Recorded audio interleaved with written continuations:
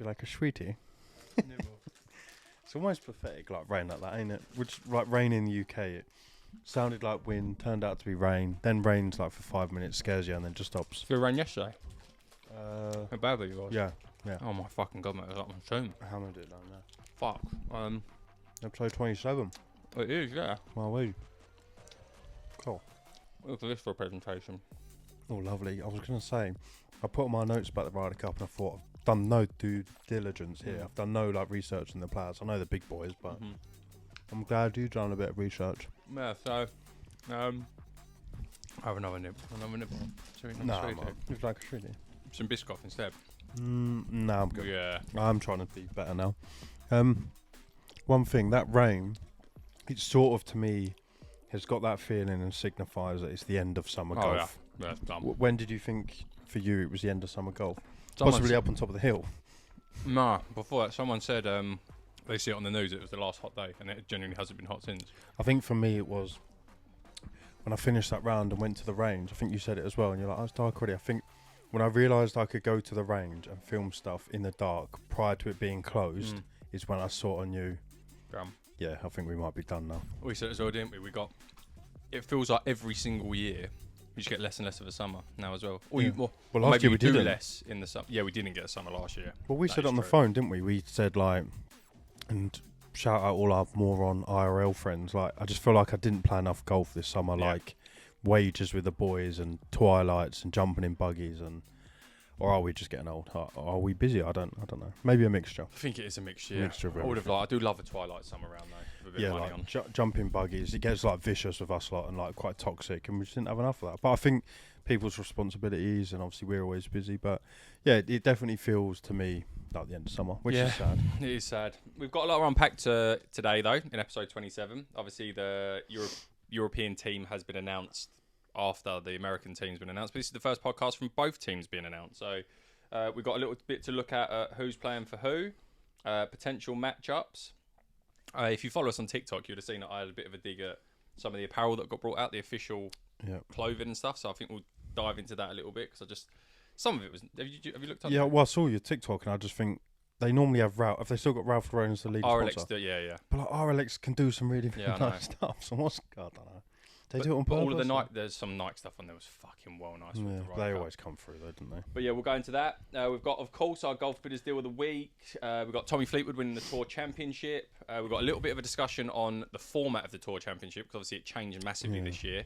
Not in Scotty's favour, but it did give us a different winner. Yeah. And a heavily reduced purse on that as well. Yeah. And then we've got potential couple of vacancies if anyone's interested, and just a few bits to discuss about that's new clubs that's come into our bag that we're raving about a little bit. So yeah, I touched on that I did do a pick this week, a GB pick, and it sort of intertwines with that. Yeah. I've got a few other minor points that sort of come under that. Well, you lead us off, Wes, whilst I open up this Biscoff Dairy Milk with. So my second one was Ryder Cup. Ryder Cup in general. So that was Bethpage coming up. What's your thoughts? So I think so I've got a question for you because I didn't actually know driving here. They don't know. So they'll say, okay, I want X and Y going out first, and it's just whoever Europe put out. They don't know who they're going against, do they? Until they're told like your match one. Oh fuck me, we're playing. It's not like. America don't go, hey, I'm putting out Scotty, I know Brooks in there, but Scotty and Brooks, and then Europe sort of like, oh yeah, we're going to play. I don't think they know, do they? They just think your match one. You just go out 1, 2, 3, 4. Yeah. So I was saying like... But I think there's a bit of a tradition maybe where they'll put out their best players, maybe. Yeah, and like maybe in the rear and then try and get the juniors in the middle. Both captains can work it out where from the positions that they usually go out in. But as far as I'm aware, and correct us if I'm wrong, I don't think it's common knowledge. Yeah, who's going I out was sort of on who. that. I guess they want the stronger people to go out first as well, lead from the front, and then maybe a few strong lads come in from the rear cases, and they try and get the junior lads in the middle, I guess. But yeah, I was thinking to myself, like the Americans haven't really got like that pack a punch wow factor at the minute, have they? Oh, I know, obviously, fuck me, they got Scotty and Bryson definitely at home, which I'll touch on. Is like I wouldn't want to go in a singles match against him personally in America at the minute of like how much of a fan favourite he is. But I was thinking they just don't have like them wow factor players. I'd say maybe we got a few more in like Rahm, Hatton, Rory, and Justin Rose, whose longevity needs to be studied. Really, I mean, How long has he been around? And he's still popping up constantly and making another Ryder Cup team when like Poulter, Stenson, and all that are in like hot water in their own tour. Would I be wrong in saying that he's been on tour for 30 years? I think that would. Is he in his 50s? Yeah, I think so. Yeah, he's got to be late. And he broke 40s, through right? young. Yeah, he's been around since since Tiger Woods days, and they're all like dropped off. Phil Mm. Mickelson live. Tiger Woods is like done. Second at the Masters. Other lads on the Champions Tour. Yeah, he was good, man. Ian Poulter, Stenson, and Westwood are like facing relegation on their respective tour. This guy's getting selected for Ryder Cup still. Yeah, well, from second at the Masters, like in contention. He's always in contention. The longevity. Or maybe not contention, but he's always with a chance on the Saturday moving into the Sunday. He's always there, isn't he? He's top 30. He was in the Tour Champion. He didn't do that well this year, but he was top 30 on the tour this year. So yeah, fair one. And hats off to. But he's like someone. If I was an American, I got to put against him. He's a bit of a nibbler. Like, he's not gonna like Bryson's gonna feed off the like crowd and like hit that line. And I wouldn't want to face Bryson. No. That is like in America's too much. But like, they might go out and go, "I've got Rosie." Like, oh mate, yeah, touch. But then like he's this little nibbler. Like, well, I've just hit that 330. He's only hit 280. But how's he just made that putt or that chip? He'd be like that irritant boy to go against, wouldn't he? Sorry, before I go into the teams actually, what's your thoughts on Europe's chances though? With it being at Bethpage Black, long, hard. It's not. It's the complete opposite to Marco Simeone. It's not fiddly. It's as far as I'm aware, not a fiddly golf course. It's not. You haven't got to potentially plot your way around or hit a few irons allowed. It is a bombers hit hard golf course, but the further you hit it, the more you're Brutus course. Yeah. Do you think that massively? Do you think in today's day and age that still goes against Europe? No, I don't think at all. I think Europe have got to be favourites. There's got to be like the bookies' favourites, ain't they? Because I feel like statistically, and we've got more players on the team that are playing better. But then obviously America is like, is it different to Europe? In Europe, like they've got the bigger, more weird crowd that they get behind, and they like rally the troops in like the whole hoorah fashion, don't they? That's sort of like quite, to us, cringy stuff, but to them, I guess it gets them going. Yeah, I don't know. I mean, I would like to see like Bryson and Rahm and stuff go head to head and stuff like that. There's some good matchups. We would all love to see Rory and Scotty, right, in the singles. Yeah, I'd love to see that. Be a bit scared for Rory though, if I'm brutally honest. Do you think do you think there is an element of scripting in there that will happen? I mean, I think if you were a captain and you were like, right, Scotty's going out, like, lads, I'm looking around, I'm going, well, like, John or Rory, like, who's going out first, sort of thing. Who'd you rather play, Rory or John Rahm? If I was Scotty, probably Rory. I feel like he's a bit, I don't know, but then Rahm's a bit shaky because he can get in his own head, kind of gets a bit angry. I don't know. What? I don't know. I wouldn't want to be out of a lot of the Europe team. I wouldn't want to be playing Hatton. No, he's a dog. He's a fucking dog, mate. Put him out against Scotty. Yeah. Put him out against Bryson, actually. Actually, let's see Bryson versus Hatton and get the American fans like doing the whole like hoorah stuff and just get Hatton to take the wind out of their sails. I don't think it was definitely a narrative back in the day, but I don't think the distance, the whole they play long golf courses. No. Do they hit it any? They all hit it just as far now. Yeah, right? I mean, so if we look at Justin Rose is probably the shortest on all them players, probably. Yeah, because if you look at, and I might be way off on this, but I'm just guessing. Russell Henley's not a long hitter. No. Harris English is not a long hitter. No. Patrick Cantley's like tour average. Yeah. Morikawa doesn't hit it long. Cam Young, I think, does. JT can get it out there. Sam Burns, okay, but maybe. And Scotty's not obscenely long. No, he's like average, isn't he? Yeah, I think he's on the longer side of average. But then if you look at bigger hitters in Europe's team, obviously Rory sends it. Yeah. Bob McIntyre, I think he is like sneaky long. Fleetwood not so much. Rose not so much. Højgaard rips it. Yeah. Hatton not so much. Lowry not so much. I actually don't know much about Sepp Straka. No. Or how he was in the, because he was an automatic pick. Or was he a captain's pick? I'm not sure. His name's always thereabouts, isn't it? But I don't know. I think looking at the team, like Europe's team, surely in trading cards. Read out Europe. I'll go USA. So there's our team now. Let me get it big for you.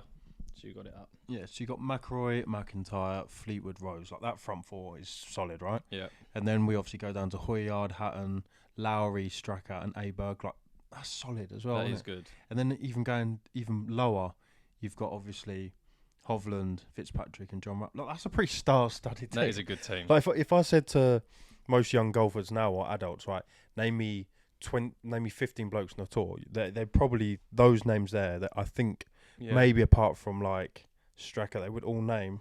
When you come to America, I think they name 3 or 4. Yeah, America definitely, but then. But I'm not American. Exactly. So yeah.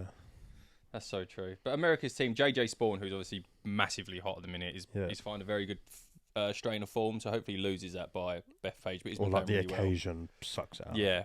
Ben Griffin, he's the Mizuno guy who puts TikToks up. I didn't realise he'd been placing so well because I don't think he was a pick. Yeah, it was like last Ryder Cup, wasn't there a TikTok that he was like working a job or something. Yeah. He puts out his travel vlogs, and I know he plays on the tour. Don't get me wrong, but wouldn't be classed as a well beater, nor would JJ Spawn, apart from current form.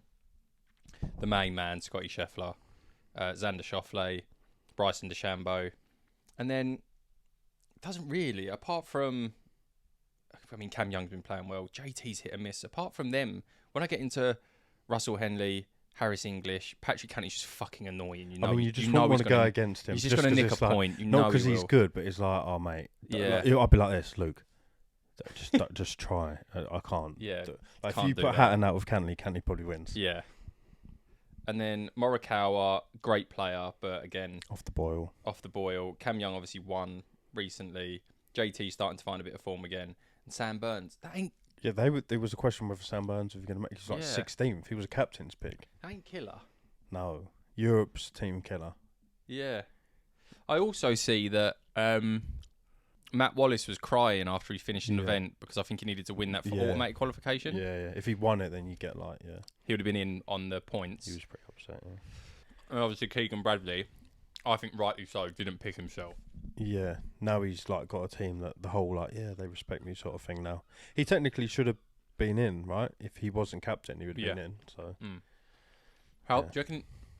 I think he's low-key a bit pissed. Yeah, 100%. He's never played a Ryder Cup before. Yeah. Gets chosen to be captain and then just has this reign of form. We were talking about, I don't know, again, I'm not an American golf avid follower. I don't get the whole, why he's captain. No, me either. It has to be heroes, right? Like to me, Ian Poulter could be a European captain, and I feel like he could show a highlight reel and cheesy, and everyone would get behind him. And I think Tiger Woods, Phil Mickelson, and people are saying even Jordan Spieth in the future. Yeah, I get There's it. loads of people that could be. I think all you need to do is look on the either main tour if they're old and still playing on it, or look on the seniors tour and look at either European tour legends. Yeah, there's so many. I'm not opposed to Luke Donald, to be honest. No, I'm not at all.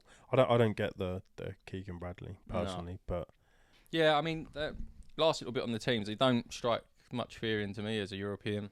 No, if I was them boys, I'd be pretty confident. Bang up for it, yeah. And that is a solid team.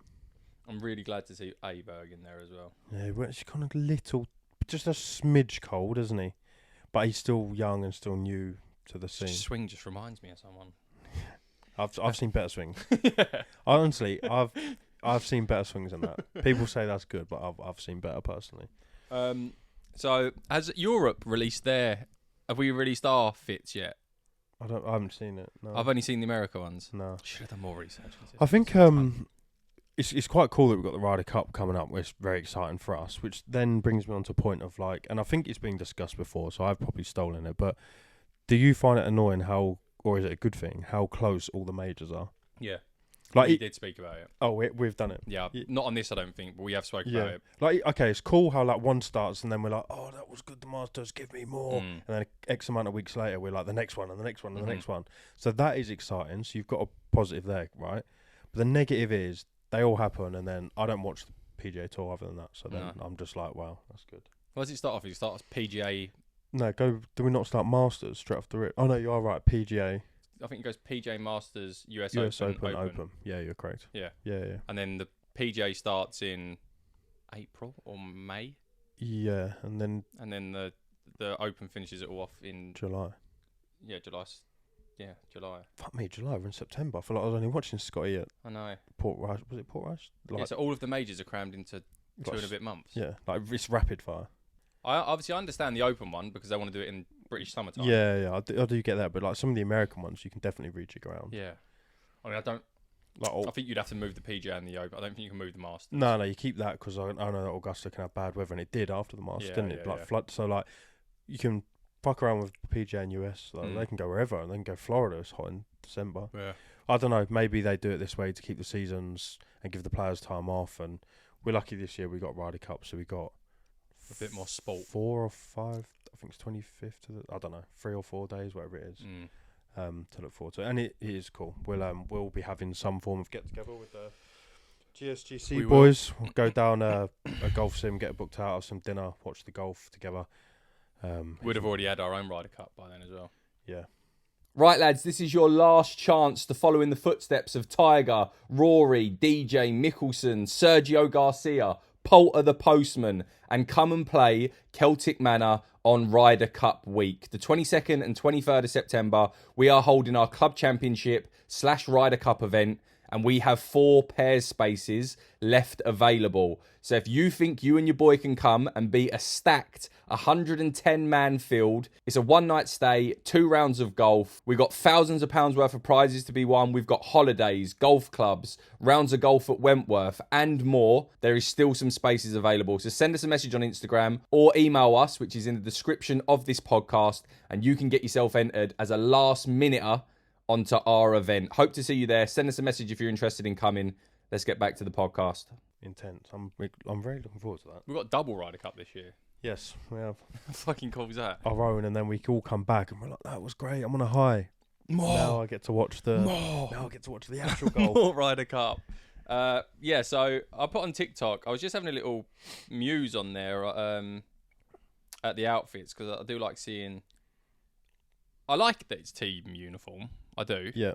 And everyone goes out wearing their. Yeah. It is a little bit weird, like in. The US always wear weird shit. I know, mate. Yeah, that's what I was just about to say. So Always. They're RLX, and as Wesley said earlier, RLX do some like really fucking smart. Most of their stuff is, to be fair. More of it's So nice than not. Yeah. But I mean, I'll show you some on here. I mean, I saw some highlights come on my TikTok the other day, and they were wearing some RLX trousers, and they had like weird lines and shit down them. And I'm just like, what? It's fucked. I don't get it. I mean, we seem to change colours a lot more than them, though, don't we? I don't like the yellow that we had last year. No, then like I've looked back at some highlights, and sometimes we're like grey, sometimes we flicker around all the time. But yeah, no, I haven't seen ours at all. I'm assuming It's fucking awful. But they love this stuff. Yeah, that's exactly. That was just what I was about to say. We look at this and go, "What the fuck?" But the Americans lap this shit up. USA. Yeah. It's like, yeah. They've got on some of their RLX trousers. They've got USA written on their trousers as well. Yeah, they've had that before, and it's What like, is that, man? yeah, I don't know. But they are so passionate, aren't Yeah, they? they So are. much more passionate than us. Their hats are just awful. Yeah. There was only a couple of bits on here. Like the Nike stuff was nice. There was a couple of uniforms. That's not bad. No, it's not the The worst. stripe gets away with White it. one ain't that I'll bad. put these on screen for everyone watching the podcast. You can see what we're doing. But like, what are we doing here? Yeah, but I just can see that they would love that. The It's a lot of dough as well, isn't it? yeah, mate, it's fucking expensive.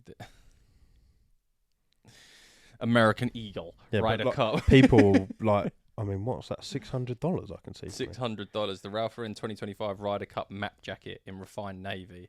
You're not going to get much more American than that. You've got a bald eagle flying the American flag.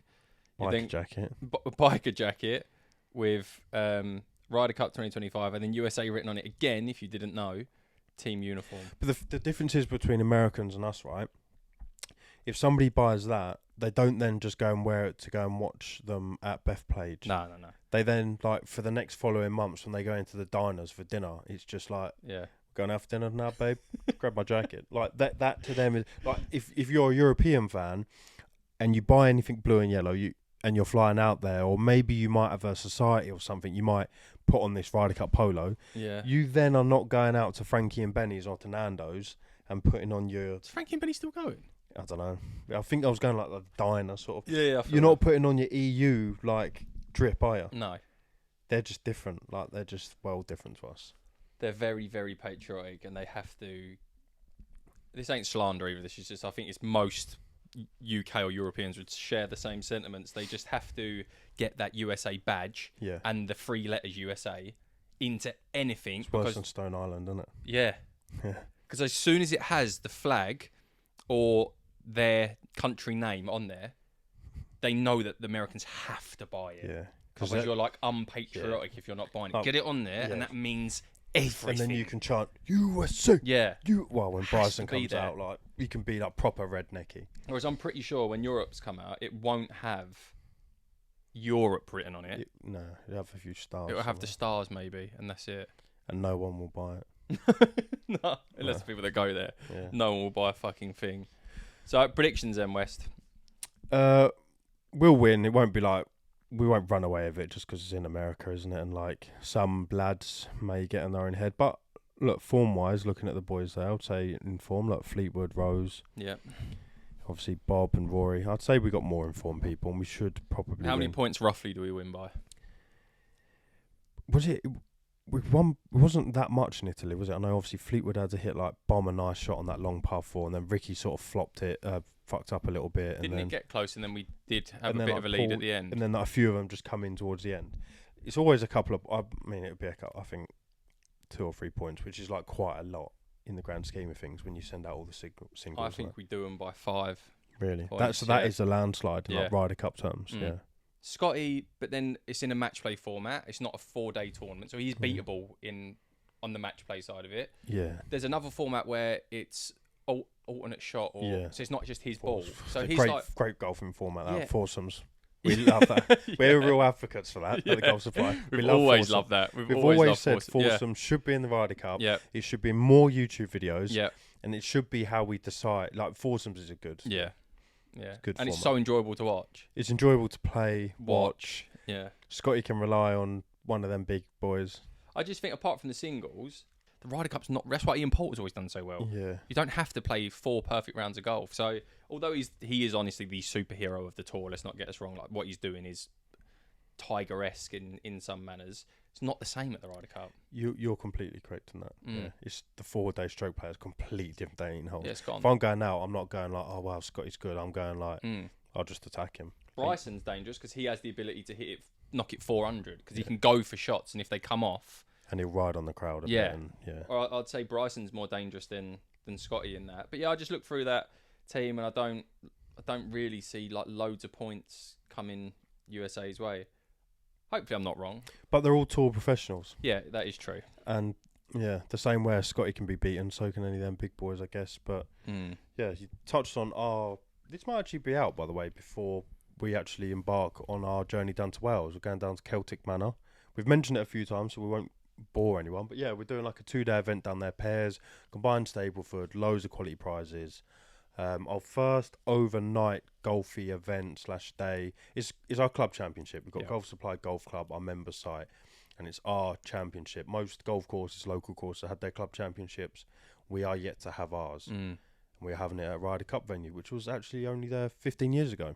Yeah, which I couldn't believe that when you told me. 2010. Yeah, it's mad. Wait, do you know how thick I've you're going to say the same thing? Yeah, no, I'm going to let you. Yeah. And it's only just clocked in my head. Yep. Did it just clock for you then? No. Oh, you knew when we... Yeah. How long after we had the conversation? Oh, no, I knew. Oh, instantly, when I asked. Yeah, I knew, because you said to me, oh, was it longer? And I was like, no, I don't think it's that. Because then I actually had that discussion with myself a few weeks or days before, and I'd looked at it, and I'm like... No, but you still Googled it. Yeah, no, cause I don't know. But like, I already knew. So I don't know. I feel like it was like, when someone sort of pressurised you, and it's like, yeah, well, I know this answer, but I don't want to go firm on it, because this is awkward. But like, yeah. I said to Westy... I said, when was... it's only just clocked in my head then. It's called the 2010, the golf course. But they held it twice. No. Oh, just once? It was the Belfry that held it twice, wasn't it? It wasn't a golf course. Yeah. Specifically.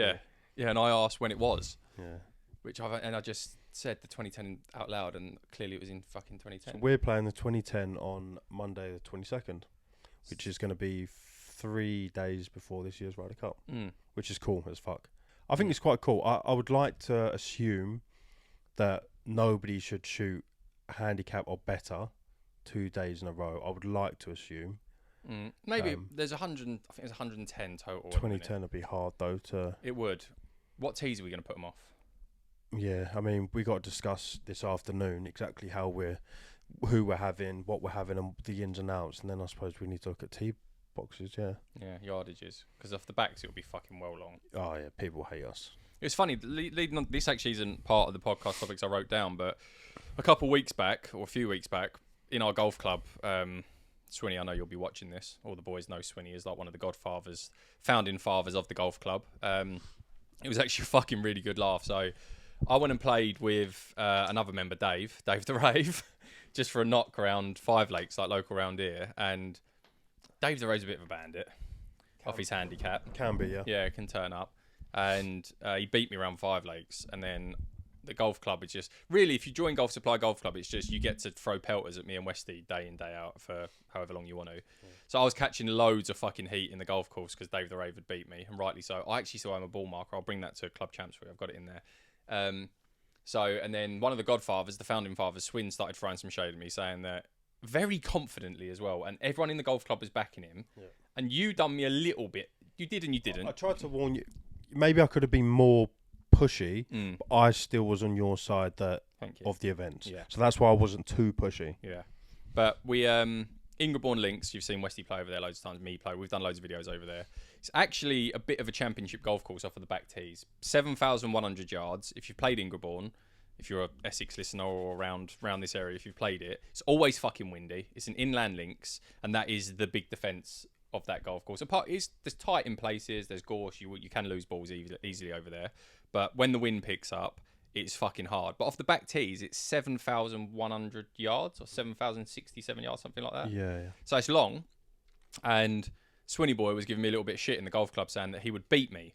So originally, the last time I give you a little bit of context on this, the last time I played with Swin, he hit just as many half decent golf shots as he did howling golf shots. And I don't think he'll mind more howling. Yeah, I don't think he'll mind me saying that. And I think he was off like 26 or something at the time. Yeah, he was about 6 stone heavier. Yeah. And he just got out on the golf course because he liked to socialise and walk about. Mm-hmm. He couldn't walk around at this. He can now actually walk. He won't care me. He won't mind me saying this. He can now actually walk rounds. Before he couldn't. And he was top. Like his howlers were talking like, oh, I'm not 100 yards down. He was like topping it and fucking yeah.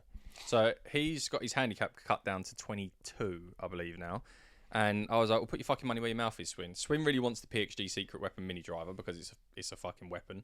No pun intended. So I said, you know what? I'll put up a PXG secret weapon mini driver, but I need you to put up something, Swin. So he's got a TaylorMade QI35 Tour Freewood or QI10 Tour Freewood. I said, I'll have that off you as collateral.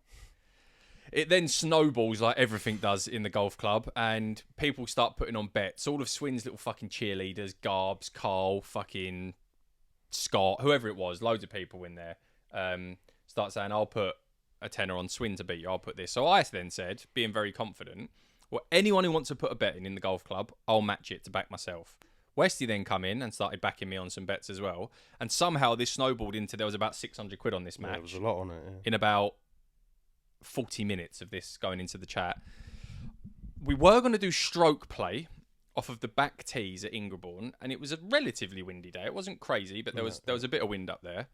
But we changed it so I could double down on my bets a little bit more to a match play, and it went all the way down to the very last hole, and we ended up halving it. It was intense. It was fuck. Yeah, it was fucking raw. I travelled along I give like complete teletext updates in the group chat. And like lads were like, we got one lad, who is it, who drives a lorry for a living. He was like, I've had to pull over. He was like, I've had to. People were like stopping work and stopping what they were doing to follow this chat because it was fucking so intense. I thought I was fucked, man, after the first 3 hours. Because I did message you and say, I'm just going to let you know, like Swinny, we're both members at Ingerborn, so I played with him a little bit more. Just going to let you know that Swinny can actually now hit a ball. Because you were under the illusion of like, he can't. But because I backed you, it wasn't like, no, Ash, back out of this. Because if I put that in your head, you're A, not going to back out of it, and 2, yeah, it's just, there was no good. So I was just letting you know you can hit a ball now. Yeah. Stroke play, you win. It's no question. The better player always wins. Like a Stapleford match play thing, tough. So I played the first, I par it, good par. Swinny makes bogey, half. Second hole, Swinny pars it, 1 down. Third hole, I think he won that as well. He took like a quick little lead, didn't he? I went 2 or 3 down, I think. Yeah, you did. You went a few down, and then he lost a ball in 5th. 6th, I'm not sure. 7th, he hit that unbelievable 5-iron on the 7th. So then at this point, he was probably maybe a couple up. 8th, I can't remember. Not like he just was playing good, and then he had a little stutter along the back and like the Yeah. longer 15, 16, and then Got to all square coming on to 15. I lose 16 to go one down. yeah, We half 17. yeah, I free whack it to half 17. yeah, And he makes that putt, didn't he? yeah, yeah. Coming back. Yeah, he was putting like Mate, a he was god. putting so good. And he comes down to 18.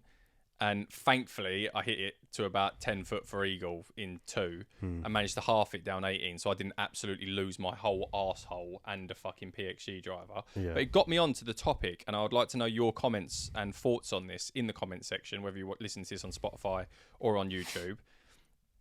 At what point do you think that the pendulum swings too far for a mid to higher handicapper placing stroke play bets against low to scratch handicap golfers? On where do you think it draws the line? Do you think it's on length of golf course, difficult of golf course? Where does the pendulum swing? Because for me, I think as soon as you start getting up to towards 7,000 yards Yeah. on a golf course that isn't a field, where there's consequences for still hitting Yeah. bad golf shots, which Ingeborg is, I think the pendulum swings way too far in the scratch golfer's favour. Yep. Which is why originally I was so confident on the bets, because Yeah. although Swin has got so much better at golf, so shout out Swin, he was like hitting some ridiculous golf shots and putting so well. Still think stroke play that day, I would have beaten by quite a bit on the 3 or 4 holes that he didn't finish, or would have been playing 5 off the tee or whatever it might be. So one, what's your thought on that? Where do you think at what point of yardage or style of golf course do you think that it's almost impossible for that higher handicapper to win? You are right. I would say it's normally longer golf courses with consequence off the tee. So like if you don't hit it 200, you're not even at the fairway, or if you can't hit it to this corner, you're in the, or you don't, or like okay, you can lay out, but now your second shot needs to be another layout because you can't get yourself in the position that you need to be in. So yeah, normally 9 times out of 10 you would say length, wouldn't you? But then again, like it could be shorter and like the greens could be mustard, but I feel like a worse handicap can still figure a green out somewhere in the round. So yeah, length is where it crosses over to, because I had a point that sort of is tied into this. I haven't watched it yet, but there was a video with Grant. I've seen the thumbnail. Grant and Bob does sport. Bob starts on the green and Grant starts on the tee, and they have a match, and it's to see if Grant can beat Bob does sport. No. It gets to, well, I haven't seen it, and I'm sorry if I ruined this now. Not my channel. I don't care. I haven't watched the video, but I saw a TikTok, and it gets to Bob 4 putts on the last hole to go to a playoff. So my question would be, I do want to watch the video. Fucking hell. So I feel like that you got to think, if Grant's making birdies, which he can, Bob isn't going to 2-putt every hole, because if I 2-putt, No, but he has the 3 putt to half. Yeah, to half. But like, how many times does Bob 3 or 4 putt? I don't know. Does he do it a lot? Well, he's not that He must good. do. Yeah, but still, that's under the assumption that, say Grant's playing well and he birdies 8 holes. Yeah, but I mean, it depends what course, because I do think if like anyone 18 and over, maybe even 12 and over, starts on the green at Augusta, it's quite sad that we still get beaten by the tour professionals. Oh, you? Probably, mate. Nah. You got to think these greens at Augusta are fucking. Think how hard they are. No. Think If you start on the green at Augusta, I'll be off the green, so I will be playing now off the green on most of them. no, but you'd be off the green for the first few holes, then you'd get the speed. We had a chat a few weeks ago in the golf club about it, and I don't know. That is a good question, but sorry, leaning on. So I saw the thumbnail, and then I thought. So Wait, sorry, you go round in less than 65 putts if you start on the green, West. Through 18 holes. What's the maths on that? I don't. Well, I mean, the other day I played 36, 40. No, you could 4-putt. What's 18 times 4? 72. You could 4-putt nearly every single hole. Yeah, I'm not winning the Masters with 72 though. No, I'm saying just to shoot that. But some holes you probably wouldn't more than 4-putt. I actually do think you would. Where do you start on the green? What's the furthest point from the pin, or perhaps if they like, because okay, maybe not me, but I'm talking like 18 handicaps plus. You could picture that Scotty in that start 400 yards back. You start on that green and you still get slapped up by them blokes. You have to hit all them golf shots because you're like that. Right, this is left to right. Oh fuck, it's not. I haven't even got it halfway. I suppose actually, because maybe the thing with that at Augusta though is because if you're in some spots you can't keep it on the green. Yeah, and then you hit this and you're like, you're probably that is left to right, and then it will go left to right because all we can do as amateur golfers, because our courses are set up to read it one way. There's double and triple breakers, and you could go, I've hit that hard enough. Yeah, that'll get there, and it will just keep going like this. The ball will just roll off the back. I don't know if think about it, and then you're like, your caddy, you get a caddy, and he's like, yeah, don't hit this hard, but you're not hitting it hard. It's going to be like, no, he's talking like, no, just start the rotation. Yeah, do you know what it would actually? It would you're be off the back of the green again. It would be closer than what there could be 5, 6 putts. There could honestly on some holes it could be a complete travesty.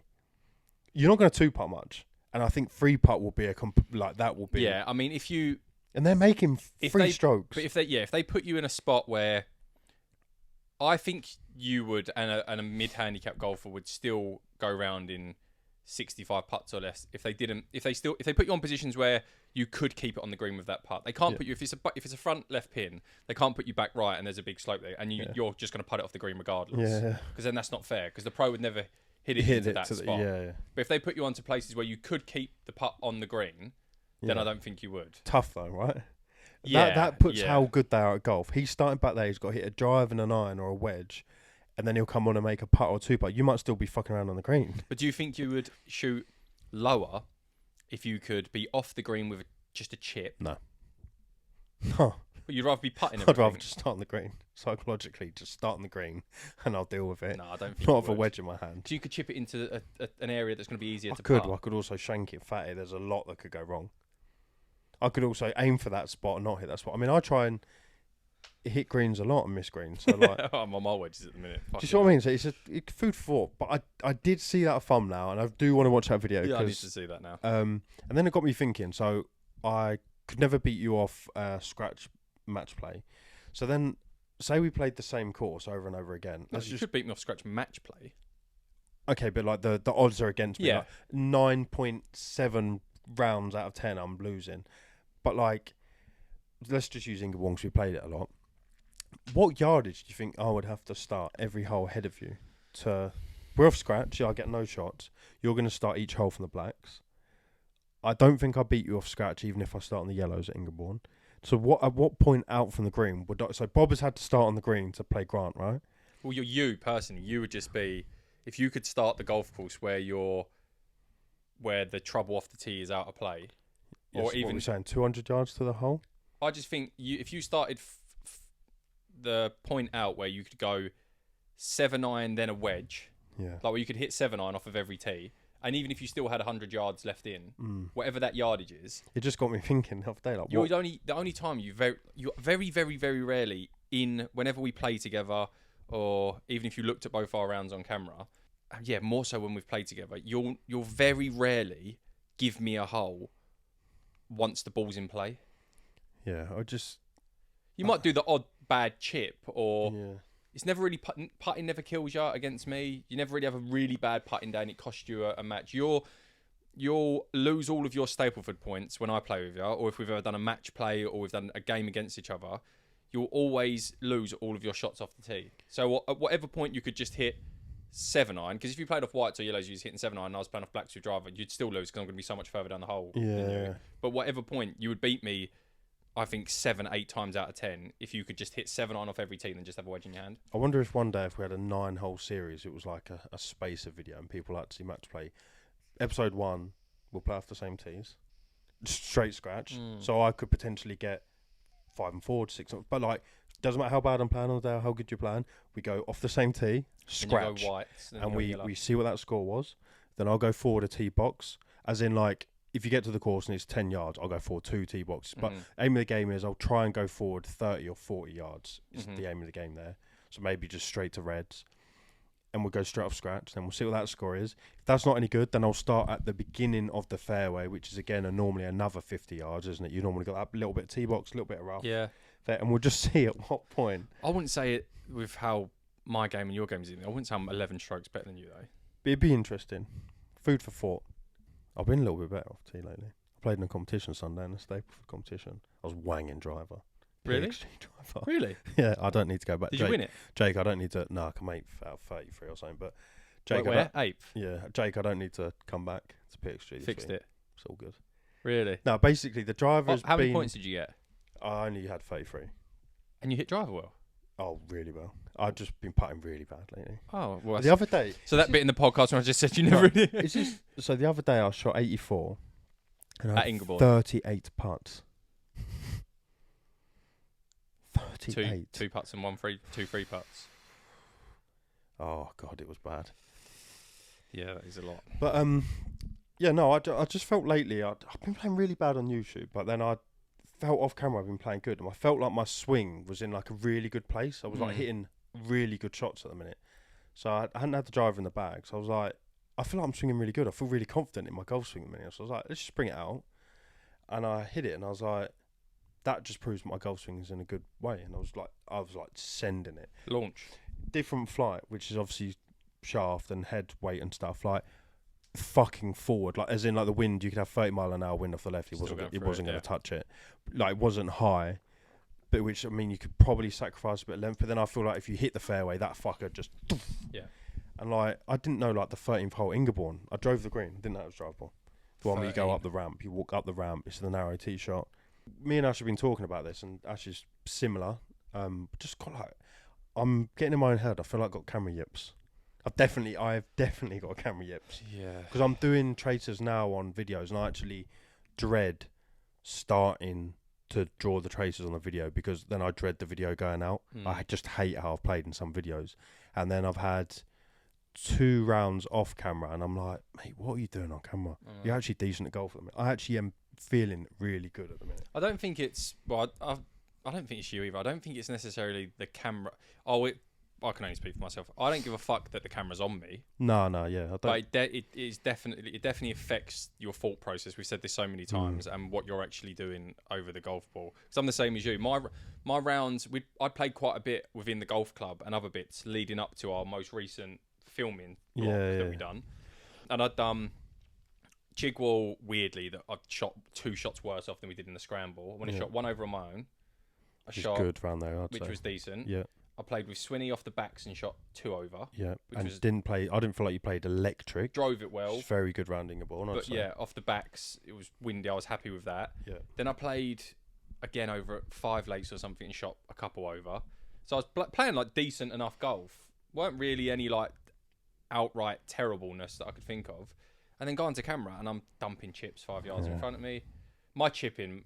Well, it's not even. Do you know what? It's not even so much chip. It's my pitching. Yeah. My pitching is so fucking shit at the minute. I messaged Craig the other day because I said to you, I keep like hitting like 30. Sorry, it was Thorndon when I played with Richie and the 2 lads. You have been playing well. You've been saying, I was like, oh, how'd you get on today? And you're like, oh, I shot level, this or that, and you've been driving extremely well.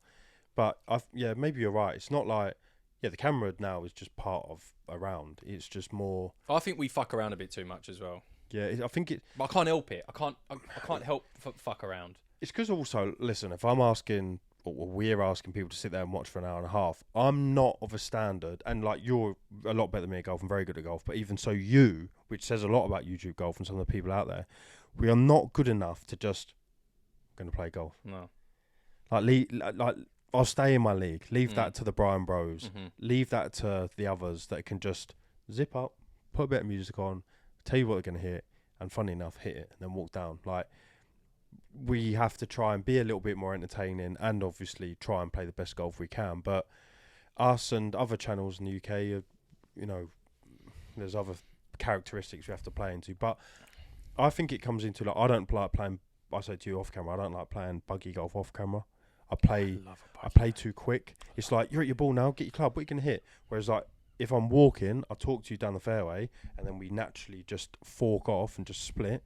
You go to yours, I go to mine, you're hitting yours, I get to my ball, what am I doing? What's the yardage? I've got a big fan of now, I don't actually have a Bushnell because somebody robbed it, but I just use an app, and I like knowing front, middle and back now, and I'd like think, okay, well, there's a bunker there, so I actually don't want to hit that back number even if the pin's there. So let's just club down and da-da-da, da-da-da. Don't do that on camera. It was funny because I won't say who or what video it correlates to, but we've done a lot of filming. We've had a lot of guests on recently for various different videos, and on the mics, I said to you, didn't I? one of the lads that was on was like off camera, but on the mic, was like, this ain't even golf. Yeah. And it's true. If you're not used to it, which neither of them people would have been used to it at all. Yeah. And it was only about 7 holes in at this point or something. He was like, not enjoying this. Yeah, because like they'll probably come to hit the ball and it's like, whoa, 2 seconds. Yeah. They've got to get him up. Like, wait. And then wait, you got to tell what. Or you got to say to your pal, like, yeah, he's going to go next. Like, yeah, mate, can you just stand there a second? Yeah. You're probably thinking, no, I want to watch. Yeah. No, mate. If you can just stand there. Pull your buggy out of the way, move your bag. Do that. Or, it is golf, and it's a lot more normal for us than it would be for someone who has never done it before. So I appreciate that when people come onto the channel, and it's certainly something that we're used to now with 87% of our rounds of golf being on camera. But it definitely is. It is a lot harder, and I think it shows when you watch loads of other channels and you have like sometimes really good golfers come on and they don't play as well on because it's just you can't get in the flow. You can't get in the flow. You can't think straight. You can't. This sounds like we're fucking moaning. We absolutely love it, but it's almost harder to play well in a scramble as well because you're hitting driver every single fucking hole when it's not really needed sometimes. But if you've hit our decent one or I've hit a half decent one, just going to hit driver anyway. You're trying to go at every single pin because, especially, it's not just we're playing a scramble. We're trying to beat 8 under every single round of golf we play. So it is harder. You're trying to hit much more high tariff shots over and over and over again. Whereas before you would just, there's no trying to miss on the right side, or because if you miss, you got 2 chances. So it's just hard. I just find it harder. It's penal as well because I've had a few rounds where like I've actually hit really, really bad shots, like chunked a wedge or chunked an iron off the tee, and then I've still got to the end of the hole and like, but for my level, like parred it or bogeyed it. But like if you're playing in scramble, say I hit like that really, really bad shot, I then don't get to show the ability that okay, I've hit that bad shot, but I've now managed to just scramble and make the bogey. I've done that a lot recently, and it's just, Well. This podcast is sponsored by our very good friends over at Golf Bidder. You see all of the content we make for them on Instagram. They have over 17,000 golf clubs in the lock-up that we go and visit when we go pick our clubs out. And when we say they have absolutely fucking everything, we are going back 2 decades of golf clubs to pick from. And on this podcast, if you're a new watcher, every single week or every single other week when we put these podcasts out, we have a segment called Golf Bidder's Deal of the Week. And me and Westy go onto the website, we scour through, and we pick out what we think is going to be the best deals on particular golf clubs. Westy, I'll start with mine because I know you got your own one. Yep. On the topic of drivers, it's very expensive. The most expensive clubs you can probably buy in your bag, apart from a set of irons. But for a singular golf club, they're probably what you're going to pay most for. And I was having a look through, and I saw on here Titleist TSR3, which I've got over there. Yep. Banging driver. 1 release old. They've got the GT now, but it is pretty similar to the GT. So it's still a very, very modern style driver, and Titleist's previous release. Head condition 6-7 out of 10. It's got graphite shaft, stiff, 9 degrees. So I think it will suit a lot of people watching this podcast. And it's on there for £235. That's pretty cheap for a driver, really, isn't it? Retailed at $529. You can probably pick them up new now for about 400 odd quidish.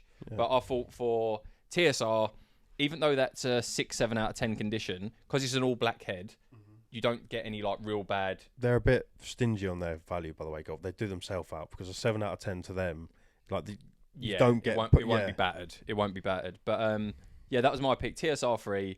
I've used a driver myself, adjustable weights on the back, such a fucking good looking driver, lovely shape, lovely aesthetic to it.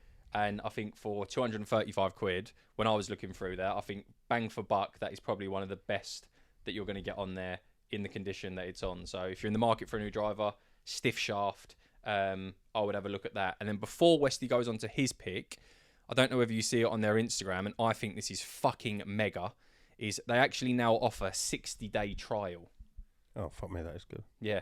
So how good is that? Yeah, that is good. So you can play with it, go to the range. For 2 months. Keep it in good nick, and then, that's solid. If you get on with it. For a golf club, to be able to actually try it, that is good. Yeah, so you can go on there, you can grab that, or any of the other golf clubs that you grab on Golf Bidder. You have 60 days to use them, look after them, obviously. I'm sure there'll be T's and C's. If they come back with sky marks and stuff, you're not going to get your money back. But if you go out of them, go on the course, go on the range, like Westy said, get a feel with them. Because sometimes you just don't like the club after a while. You can be when you first buy it, but you get a 60-day free trial. So that is my Golf Bidder pick of the week, Westy. I I'm going to let you touch on after why I've said this, because I know you got a little bit of piece why I've picked this, and you'll understand. It's a little bit of lefty love because there's only 2 on there and they're both left-handed, okay? So we don't love the left-handers enough, but it is a PXG 0317 driving iron. Joke. And this is on there for £150 and condition is 8 out of 10. It's lofted at 18 degrees, so it is a little bit strong. So 18 sits at 5 forward-ish. 5 wood. 5 wood. Similar to a 2-iron though. Yeah. Close. And there's 2 on there. Both are under. So one's under 150, one's under 158. And driving irons are good. Okay, I know we're coming out of summer condition now. And I haven't just said this because we're sponsored by PXG, because I'll let Ash explain, like I say, why I've selected this. I get we're coming out of summer now, but for those that are sort of maybe golfers around my level and slightly worse, we're not the greatest fairway wood players, I don't really think. Like, we get that sort of toppy strike. Might not want to hit driver because you're a bit erratic like me. A driving iron to have, if you're good with your irons, something lofted at 2 or 3 iron off the tee, and they can put you out there anywhere upon your level between 200 and 250, is a weapon to have under £150. Trust me, and I know there's not many of you that are left-handed, so I'm sorry for that, but if you are a left-handed golfer, get that for 60 days. Yeah. You cannot sky it or put a mark on it, so you're actually safe there, really. They have graphite shafts in them, or are they steel? One is steel and one is graphite. Okay. I'd probably say go for the graphite. Yeah, I would as well.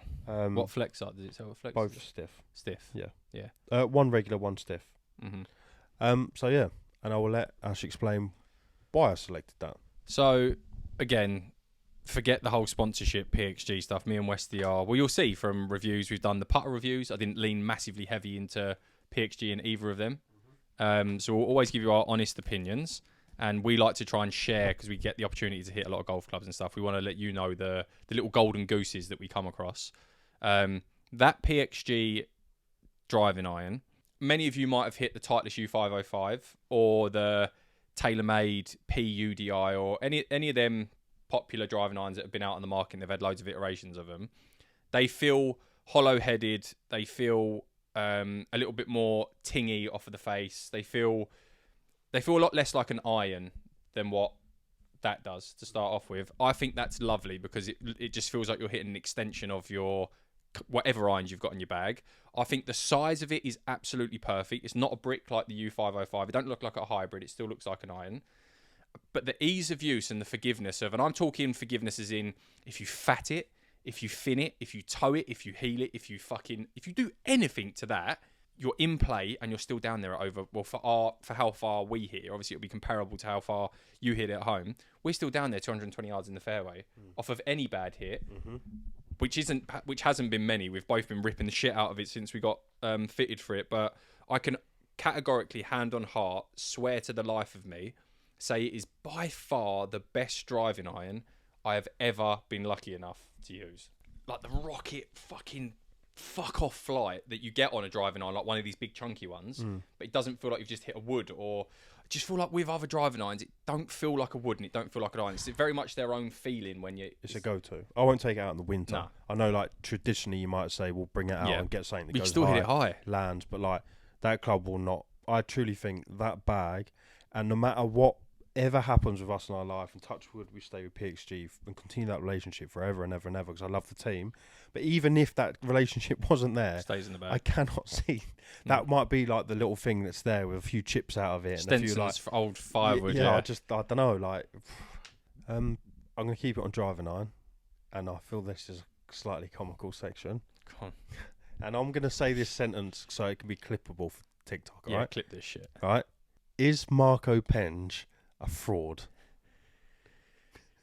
Yeah. We all think We've got to unbox this young, good-looking bomber, and Christ, he's got it all going. Yeah, I mean, his irons are 2 degrees stronger, Mm-hmm. and his 2 iron, everyone's like, whoa, he drove the 10th, 299.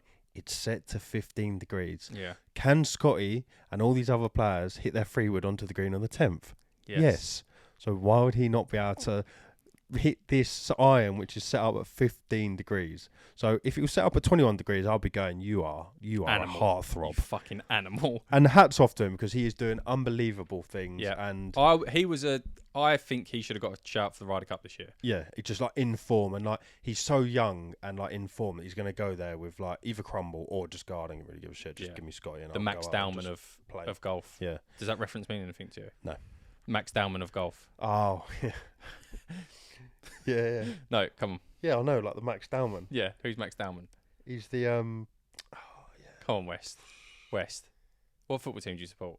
Oh, fuck me, he's the 15-year-old lad. Isn't Yes. He? Yeah. Quite took me a while. Didn't No fear. That would be Penge would be at the Ryder Cup. Just go out there and go, well, no one thought I was going to be here. Just give me Scott and I'll just go and play my golf. Yeah. And yeah, everyone will. But yeah, I mean, look, swings it phenomenally quick, so he ekes out some extra distance. But I don't know, like his bag set up, I saw it the other day, is 2 degrees stronger. Yeah. Which is a club up, correct? So 7 irons playing at a 6 iron. Just under, usually 4 degree-ish. It's gaps. 15 degrees, so listen. I think it's a double-edged sword. I think the answer to that is there's a little bit of deception there because the 2 iron isn't 19 degrees or whatever it usually would not be. a driving iron that someone else would use. But at the same time, I think it's not fraud because he does get like 196 ball speed out of an iron. So the yardage might be a little bit fraudish because they're not traditionally lofted. But a lot of clubs in a lot of pros bags maybe wouldn't be. Irons maybe more so in driving irons that they're playing. But I think it's a yes and a no. It sounds... It's media heaven because they can go Penge drives 320-yard green with 2 iron. Yeah. But then when you actually look at it, that 2 iron is a 3-wood. Yeah. It's like a 0 iron. But he's got some speed. I mean, he obviously has to have his irons. I'm guessing Joe and the team down at Mizuno have obviously had to put him in stronger irons because he's obviously hitting his 7 iron too high. Yeah, 100%. So we've had to just because you got too much speed. You see, like his 7 iron's probably going the yardage he wants. But it's just going too high. So that's why. It's not like him trying to be a fucking double-hard bastard. You hear you say, it's exactly the same with Bryson. All of Bryson's clubs throughout his bag are heavily jacked. And it's not because he wants to be able to say he can hit an 8 iron 200 yards. It's because if he just played 8 iron loft, he would hit it. His peak height would be like 300 foot. He is a little bit like that on YouTube, though, isn't he? You ever see it when he has guests on? They're like, hey, what are you hitting? I just probably hit 5 wood down here. He's like, has to emphasise what he's hitting. Yeah. It's like, mate, you're strong lofted. Was it you? It was me and you when we was watching it when he done his presser after the Live Golf. Oh yeah. No, after I think it was back from the Open or whenever it was, and he went, we took it personal. Yeah. We're not going to lose again. I We're just sick of losing. Yeah. I'm just going to tell you guys. I'm looking at that. I'm sick of We're sick of losing. This is personal or something. Yeah. Shut up. Oh God. Get on with it. UK and America are like culturally, we are so fucking different. Yeah. I think it was apparent. I don't know if we spoke about it. I don't think we have. I don't think we've done a podcast since. But you had the Live Jules UK. Yeah. And it just, if you need anything to highlight the difference between English golfers and American golfers, and I'm talking about the pros and the amateurs playing in that as well. Yeah. That is the perfect video to go and watch. Watch it if you haven't. It was on Rick's channel. So just look at the difference between just culturally the way that speak, behave, act. It is. It's literally. Well, because people are saying like that Evan's really, really annoying. It was actually you that jumped to his defence and said he's not actually that annoying. He's just American. Yeah. He's an American football player. He's a Chad. He's not actually that annoying. He's a Giga Chad. He's a Giga Chad. Yeah. He's a Giga Chad. He's probably in some house called like Tempure. He's like, Tempure house. He's lived in that life. Where they go around like chug. Yeah, that's him. And now he's then with Rick and Seven, which are just polar opposites. Yeah. And I just thought he obviously. I knew as soon as I don't think I did. Well, I didn't watch the whole thing, but even for the first 2 or 3 holes that he was in, he was really leading into this is the most competitive match in the world. This is our Ryder Cup. I knew he was going to get absolute pelters. And Poulter and Rick and that were just like... Yeah. But at the same time, if he don't give you banter and he just then it's shit viewing anyway. So at least he was trying to get a little bit out of Rick or get a bit of a reaction out of Poulter because he knows Poulter can give it. I wouldn't lean that much into it. He played well though as well. Yeah, mate, so it's not like he goes there and he was chopping it a bit. Yeah. But he's a good golfer, so he almost very good golfer. Yeah, you can earn the right to gob off a little bit. He was smashing driver past all of the pros and made a few putts and so he's a very, very good golfer. Yeah, they probably just teamed him up with the wrong guy, maybe Kevin. No, yeah, but I don't know who they would have put him with. No, someone rowdy. Last thing, yes. congratulations to Tommy Fleetwood. Yeah, sorry we didn't touch on that. Yeah, following his Tour Championship win. Yep. What a maiden victory to get on the PGA Tour. £10 million in the bank. Yeah. And my heart bled for Tommy this last yeah. month and a half, coming so close so many times. Tommy, I think he's a hometown hero even in America. The support for him, Yeah. he's one of the most likeable guys on tour. He's sincere, he's genuine, he's got an iconic golf swing. You've got the Fleetwood finish. He's so prominent in the sport. It's actually a bit mad to think that he'd never won on the PGA Tour to that point. For how many times he's in contention and he's there and he's classed as one of the top players in the world, and rightly so, he should be. But to get it done at the Tour Championship, off the back as well of blowing 2 leads in such quick succession, I think is fucking incredible. So you're not watching this, but maybe if we get bigger and you do see this one, so you can refer back to this. Congratulations, Tommy Fleetwood. We'll clip this and show you just so you know that we did congratulate you. But last thing on the podcast was, what should the Tour Championship format be for you, West? Because what did they change this year? I know the purse went from 25 million to 10. Yeah, and the strokes obviously changed. There was no strokes, was there? No, it was just straight out. I mean, Top 30 blokes. Firstly, would Tommy psychologically, he comes so close this year, if he didn't win this one, which is the last event of the year, does he then go, I'm in the fuck, because the season doesn't start again for a few months. Yeah. He's like, I was getting close, and then he's got to like start again. Like if he didn't win the Tour Championship, would he have just been in a dark place? No one knows. You got to feel bad for Scotty. He's got enough money. They all have got enough money. However, you've technically just been robbed of £10 million. Yeah. Will he think that he's got enough money? He doesn't seem to be that money orientated, but 10 million is 10 million. I think you still would be. Somebody made a TikTok, and me and Ash wholeheartedly agree. We don't see enough match play on the tour. Sort it out. So why not, if the top 30 players are playing at the end of the year signature event, let's just roll match play. Fucking do it. Just singles. I agree. All the way through. The bloke broke it all down. You have seeding. So if you're Scotty, you finish first. You get a bye, even through round 1. I'm not opposed to you go through round 1 and round 2. Yeah, or you if you're number 1, you go against number 30. Yeah, like if you're number 2, you go 29. Just go that way. Yeah. Technically, it's not going to be that easy. They're all really good players, but statistically, on paper, your advantage has meant to have given you something. Yes, I think that's the best way to do it. I hated the format before of the person starts however many under par it was, because you're giving the person who's been clearly the best on tour throughout the whole year a multiple shot start over the rest of the field, and then they're playing for 25 million. It just don't make sense. Like, they're already the best player. I know they should be rewarded for being the best player over the course of the year, but then you're just kind of nullifying the whole tournament. You might as well... I'd like to know the statistics on it, and I know it's not always the person that's leading that wins it, but it's usually the people in the top 3 or 4 that win it every single year, because the points difference is so big in that level of golf. Yeah. So I'm glad that they're re-looking at it, but I wholeheartedly agree with you as well. Run it as fucking match play. Have some form of seeding. We get one match play tournament a year. And no one even knows when it's going on. No, it's very early on. Dell match play. Yeah. Well, it's like Maxi League. Cricket actually moved on, didn't they? Really? Yeah. Like, they developed from Test cricket to 50 overs to 2020 to now the Indian Premier League, and then bring us Maxi League. Yeah, I completely agree with that. Match play, fucking run it, and I think that would be such a good, cool event to finish on every single year. Thank you. Episode 27. Shout out Golf With for sponsoring the podcast. Shout out Unibet, all of the other sponsors on the channel. Hope you enjoyed it. Good videos coming out on the channel, especially the one at Cleve Hill. Did we say Cleve Hill? Yeah, especially the one at Cleve Hill. And we played Burnham and Barrow as well, which was a fucking sick golf course. So that, alongside with all the others, got some good shit coming out, some good reviews. If you're not subscribed to our YouTube channel and you're watching this, fucking pagan, press that subscribe button. We're edging painfully slowly towards 50,000. Just fucking get us there to 50. Yeah, what he said. Please. It is painfully slow as well. It's like ticking, it's like watching an analog clock. Yeah. Which is mad, because you see the big creators and they're like, oh my god, I'm gonna hit 1 million today, and they're on like 993,000. They're like, I'm gonna hit it in a minute, and they just gained 7,000 subs. Like the time they're looking at it. There's one creator I actually do follow, and I actually watch his videos all the time. He's like an American guy who does these things, and he was like doing 1 million, and he had his TV in the garden. He was on exactly like you said, like a few thousand shot. He just had the live count up, and it was going up, ping, ping, ping, ping, ping. Because that's what theirs technically do every minute, 10, 20, 12. We're sitting there like 44,455, and then I'm like, I'm watching them marble balls on the desk. refresh it the next time, like gain like 7 subs. I'm like, that's great. We've put out 7 shorts and 2 YouTube videos. Nels comes, you've been sat up here for 7 days now. Really? Yeah. Oh, that went fast. Thanks for watching, everyone. Hope you enjoyed it. Good night. Bye.